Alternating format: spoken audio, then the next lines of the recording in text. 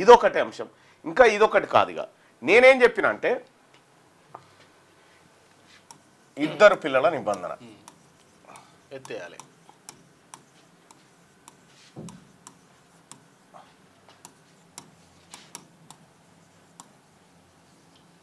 ఈ ఇద్దరు పిల్లల నిబంధన ఏంది?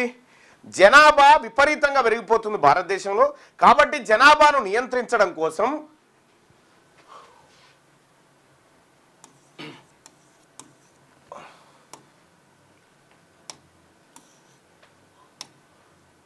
ఒకటేమో స్థానిక సంస్థల ఎన్నికల్లో పోటీ చేయాలంటే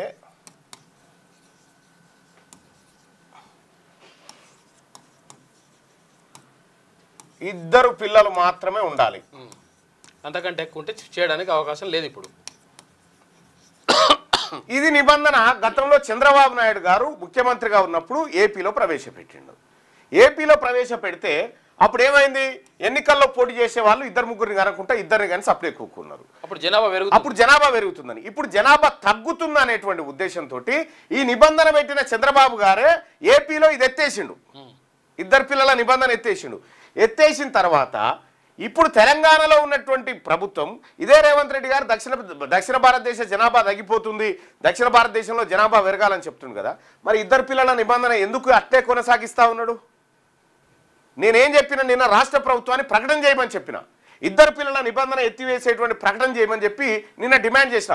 ఇక్కడ మాకు రిజర్వేషన్లు ఏది దాదాపు 760 స్థానాలను ఖతం చేసిరు కదా, ఇక్కడ కనీసం ఈ ప్రకటన చేస్తే ఏమవుతుందంటే బీసీ, ఎస్సీ, ఎస్టీ వీళ్ళలో ముగ్గురు పిల్లల కంటే ఎక్కువ వాళ్ళు ఉన్నారు, ఎక్కువ మంది.